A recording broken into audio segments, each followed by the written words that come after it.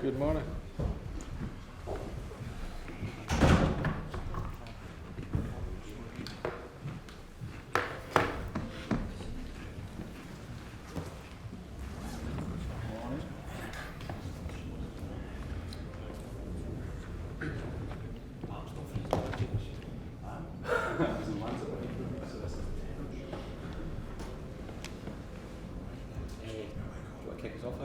Michael, that'll be a pleasing one to look back and analyse last night.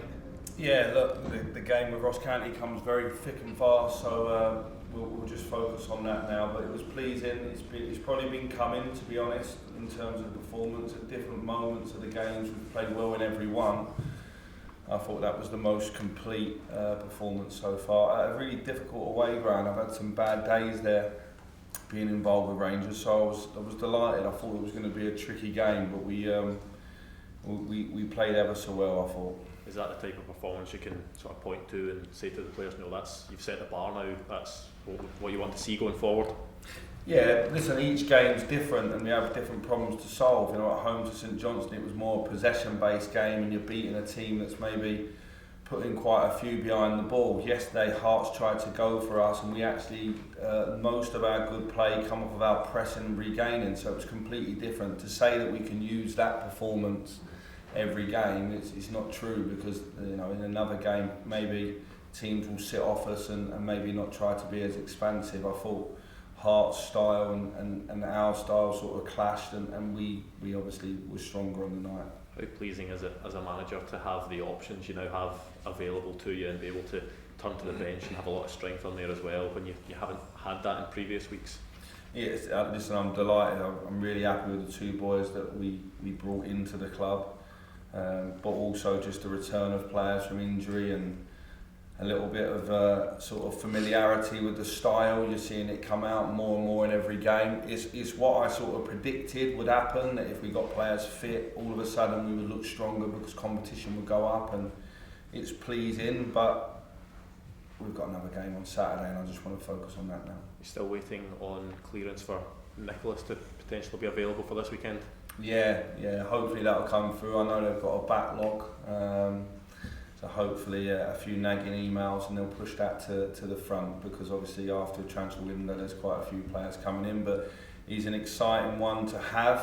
We've got him forever, not just Saturday, so I know that people will be desperate to watch him, but a little bit like Todd, we've got to respect that we've already got a good team and they've got to come in and earn their way to play in it as well, and that's what should happen. Mark? In terms of the competitiveness in the squad, that's obviously great to have, but I thought it's a bit overcooked then. You can have a few problems with team spirit. Are you finding that the use of substitutions and the increased number, has that been a help to you?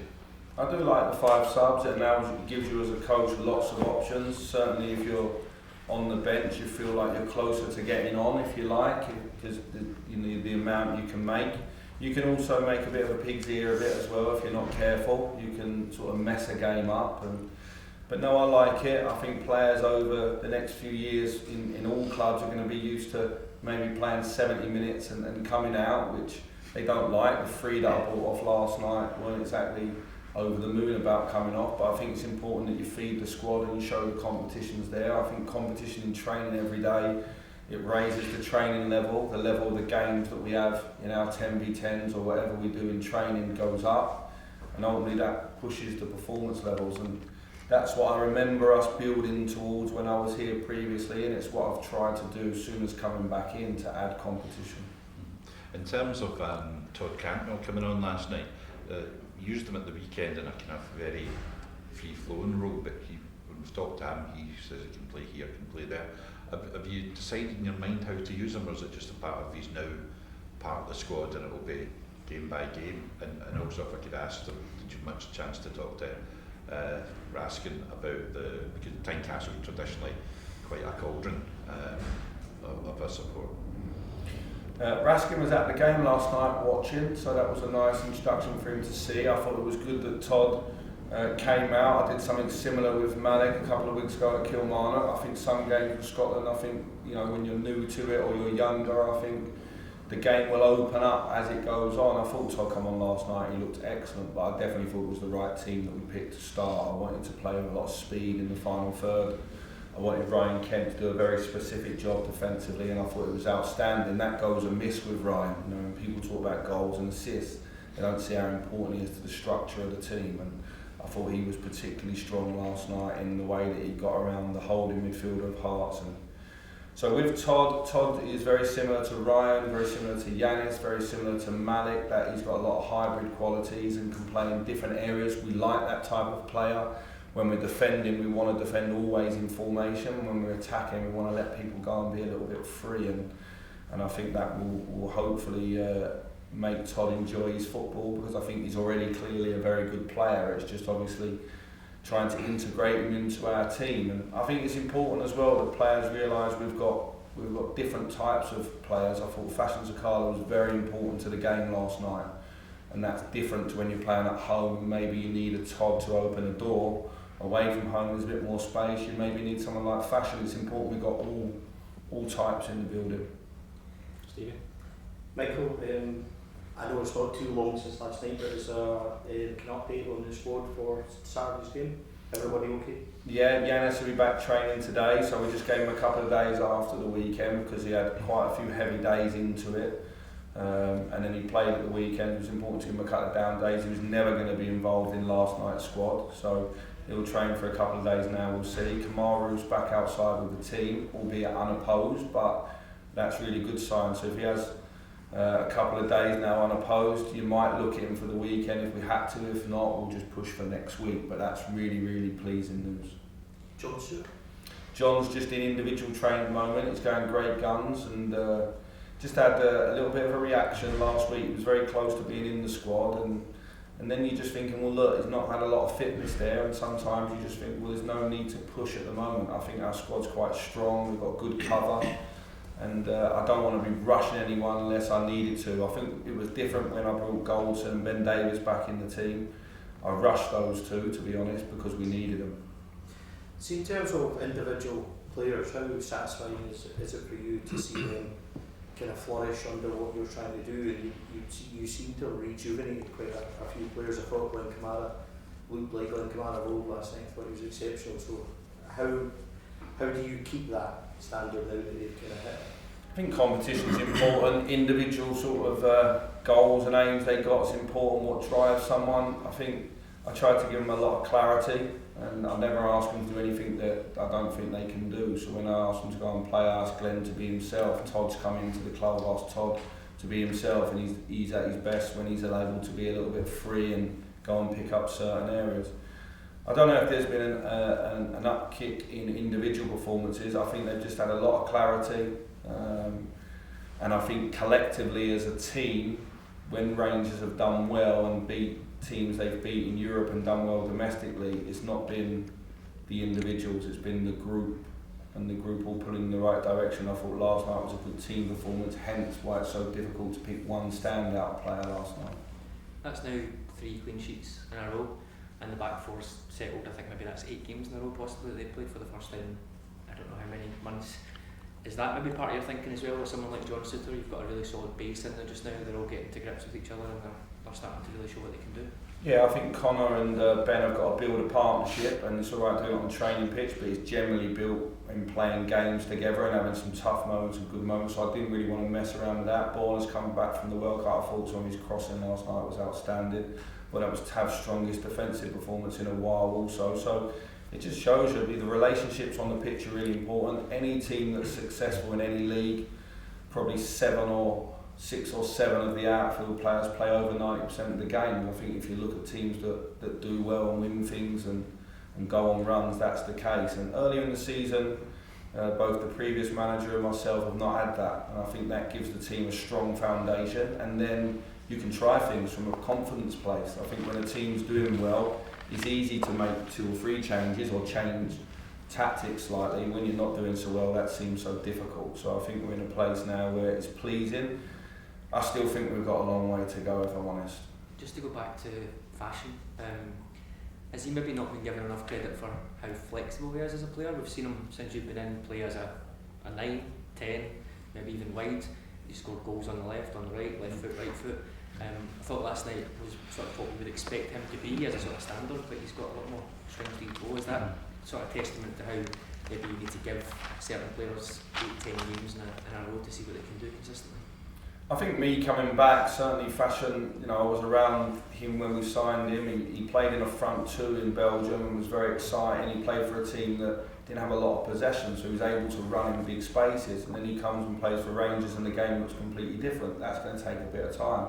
I always think he's very, very dangerous. He's a very, very game effective player. If you want to focus on, does he take part in all the possession? Does he make it a beauty contest? Maybe not, but is he very, very effective running in big spaces? And over the 90-minute game, will he get chances to score or assist? In every game Fashion plays, it's that way. Whenever there's a game where there's spaces, he's very, very effective. So I think in our squad, he's essential. I expect Rabbi Matondo to be very similar as well when he's back and fit.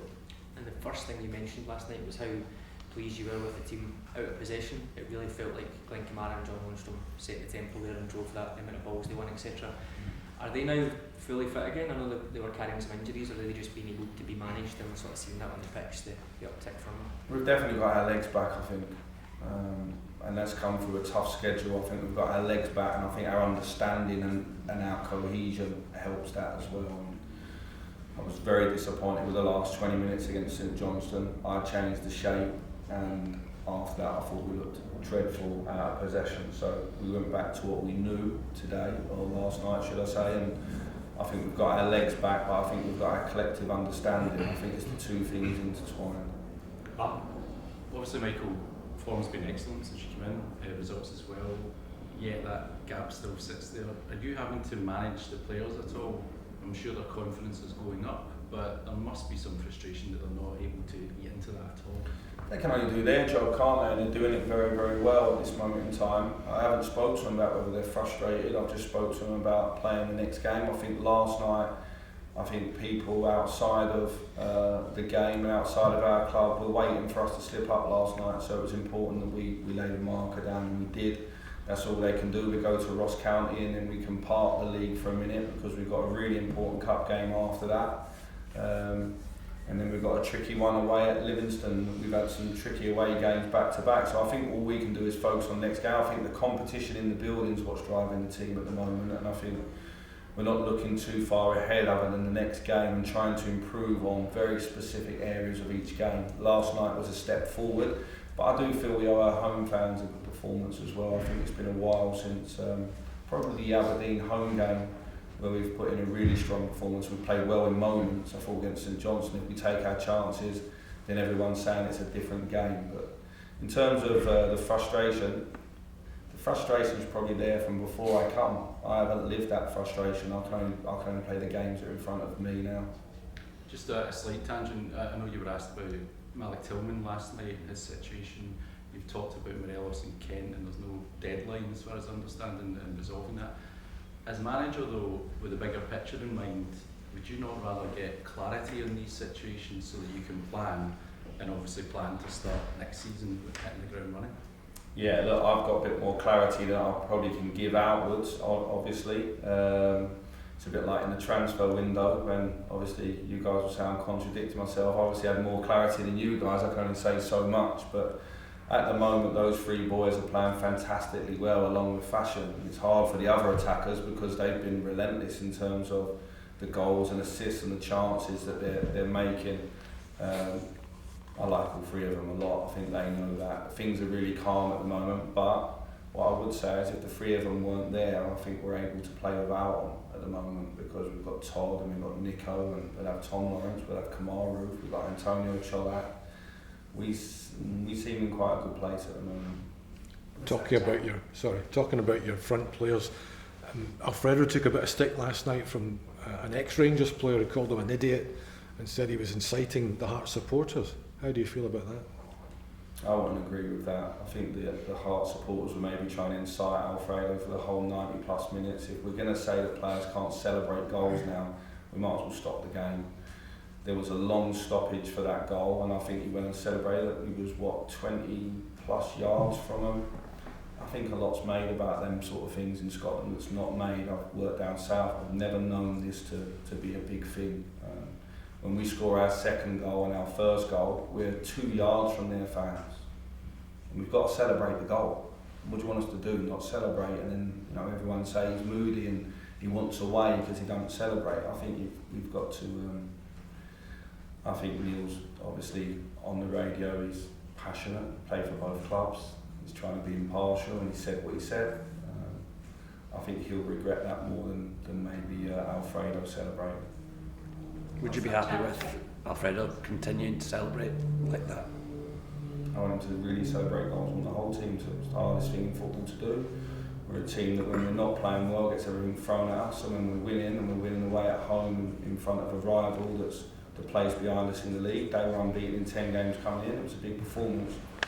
I want people to play with passion. I want them to celebrate goals, and it's not inciting. He wasn't right up in front of their face. I think if you look it back, he was at least 20 yards from the byline. So I think VAR sort of stops you celebrating, and he celebrated afterwards. I think it's much ado about nothing. I think we should probably be talking about some of the abuse that comes the other way in our stadiums, not so much the players celebrating goals. And what's changed for Alfredo? That's 6 goals in 7 games under your say he was off the boil at the start of the season. What's clicked for him, do you think? Just playing regular, I think. Just playing regular and just enjoying his football. And we're creating a lot of chances. I think he could probably have a few more goals, if I'm honest, and that's probably drove him. That's 2 away at Kilmarnock and then 2 away at Hearts in the last couple of difficult away games. I'm over the moon with Alfredo at the moment. He's no bother to me around the building. And so yeah, so far so good. Antonio's waiting on the sidelines. He's not 100% fit, but it's difficult, when the centre forward's in such good form. It's not really an area you voluntarily rotate. So it's difficult for Tony. But earlier in the season, the reverse was true, and Tony was scoring a lot. So it's a good place for us to be. Last couple of podcasts, more. What challenge are you expecting from Ross County on Saturday? They're a team that has surprised you before in the past. Well, the young player there, Jan Dandu, I had at Liverpool, he's in fine form at the moment, scored in the last couple of games. I think that Malky does a really, really good job. I think his team tried to play the right way. He's used the loan market and the free market really well the last couple of years and brought some interesting players into the league. It must have been really difficult for him to lose Charles Cook and Humbo at the end of last season, but he seems to have recruited well. They've always given us a difficult game at Ibrox, so I remember some difficult moments against them, and what I would say about Malky is he always sets his team up to try to win the game. So they've got a different type of battle between now and the end of the season that we've got, but it's important we put on a strong home performance. There will be changes to our team to keep refreshing it, and I'm looking forward to it. It's important we recover well because obviously they played on Tuesday and we played late last night, so we get the 1 day less to recover. You said the team aren't quite where you would like them to be, but are you seeing improvements every week to get to where you would like them to start playing at? Yeah, that needs to be a regular last night in terms of that energy and desire out of possession. Sometimes we get seduced by having the ball and we forget that our counter pressing and our defensive work's really, really the foundation to this team's success domestically and in Europe the last few seasons, and I won't stop staying on them until I see that becoming habits again rather than just in isolated moments. I thought that was the key to last night's performance. It was that pressing and that running together and that harassing Hearts meant they couldn't get out. We got them into their half and we kept them there. We attacked through the middle, round the sides. If we lost it, we counter-pressed again. The centre-backs locked down. They had quite a lot of pace on the pitch, but they never got any joy because maybe Snodgrass couldn't get his eyes up to use his fantastic passing because we was in and around him, and I thought we really suffocated Hearts for large periods of the game. And then I suppose the only thing for me is can we score more, because Zander Clark had a particularly good game last night, but also we missed some big chances as well, and that's the same as St Johnstone. So it's probably been the same in every game I've been here, that we've missed big chances to maybe to the perception outside to be a lot nicer than maybe it's been, but inside we know we've got a lot of work to do. Cheers guys. Thank you. Cheers. Thank you.